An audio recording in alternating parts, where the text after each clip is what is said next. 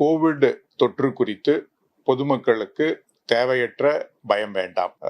Covid தொற்று குறித்து சில ஊடகங்களில் வந்து கொண்டிருக்கிற செய்திகளுக்கான விளக்கமாகவே இந்த காணொலி பதிவு. இப்போதைய நிலைமையில நாம் இந்த கோவிட் பேண்டமிக்கை தாண்டி இப்போ பப்ளிக் ஹெல்த் எமர்ஜென்சி அப்படிங்கிற லெவலை தாண்டி மற்ற ஆயிரக்கணக்கான வைரஸ் போல இந்த கோவிட் வைரஸும் ஒரு தொற்றாக இருந்து வருகிறது. பொதுமக்கள் அதே நேரத்தில் அறிய வேண்டியது, கோவிட் தொற்று முழுமையாக அழிக்கப்படவில்லை, அதற்கான அவசியமும் இல்லை.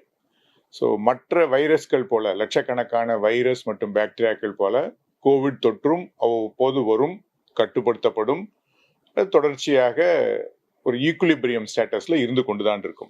இந்த மாதிரி கோவிட் தொற்று ஏற்படும் போது நாம் கவனிக்கப்பட வேண்டியது, யார் பாதிப்படைகிறார்கள், எந்த பகுதியில் பாதிப்பு ஏற்படுகிறது, எந்த அளவுக்கு வீரியமாக இருக்கிறது, இதனால் மரணங்கள் ஏற்படுகிறதா, இல்லை இன்பேஷண்ட் அட்மிட் பண்ண வேண்டிய நிலைமை உருவாகிறதா, இதை தான் முழுமையாக ஆராய்ந்து அதை முன்னிட்டே நம்ம எடுக்கப்பட வேண்டிய தடுப்பு நடவடிக்கைகள் முடிவு செய்யப்பட வேண்டும்.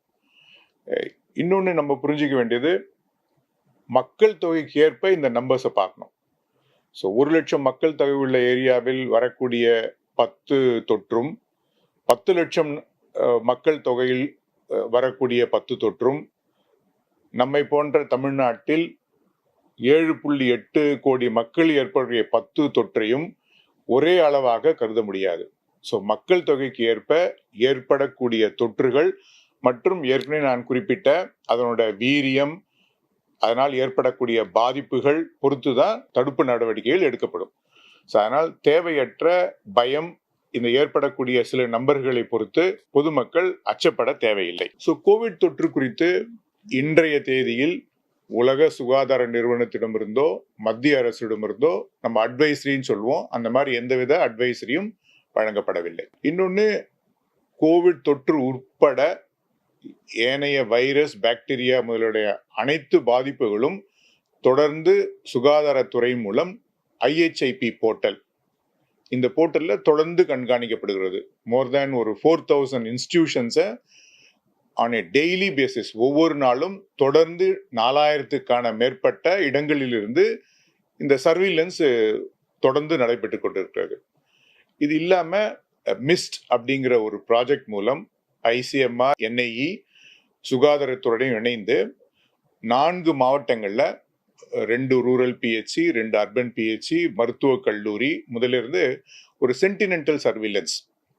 அது வந்து என்ன சொல்லுவோம்னா, we monitor all ILI and SARI cases.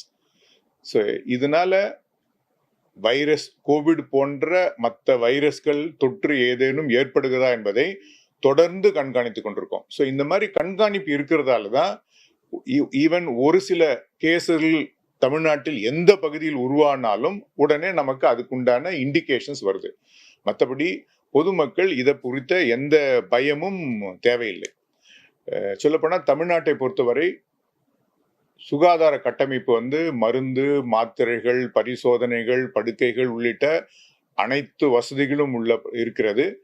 தேவைப்படும் போது இதை உடனுக்குடன் விரிவாக்குவதற்கான வழிமுறைகளும் நம்மிடம் இருக்கு. அதனால தேவையற்ற ஒரு பயம் யாருக்கும் தேவையில்லை. அதே நேரத்தில் பின்வரும் காலங்களில் ஏதேனும் இந்த மாதிரி தொற்று ஏற்பட்டால் அது முழுமையாக முறைப்படி பொதுமக்களுக்கு அறிவிக்கப்படும்.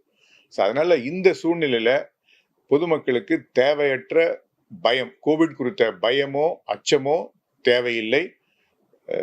தமிழ்நாடு அரசு முழுமையாக இதற்குண்டான சர்வீலன்ஸ் மெக்கானிசம்ஸை எடுத்துக்கொண்டிருக்கிறது. ஏதேனும் ஒரு சூழ்நிலைகள் தொற்று ஏற்பட்டால் அது உடனுக்குடன் பொதுமக்களுக்கு முழுமையாக தெரிவிக்கப்படும். அதுவரையில் இதை குறித்த எந்தவித பயமோ பதட்டமோ தேவையில்லை. உடனுக்குடன் செய்திகளை தெரிந்து கொள்ள சன் நியூஸ் பெல் ஐகானை கிளிக் பண்ணுங்க.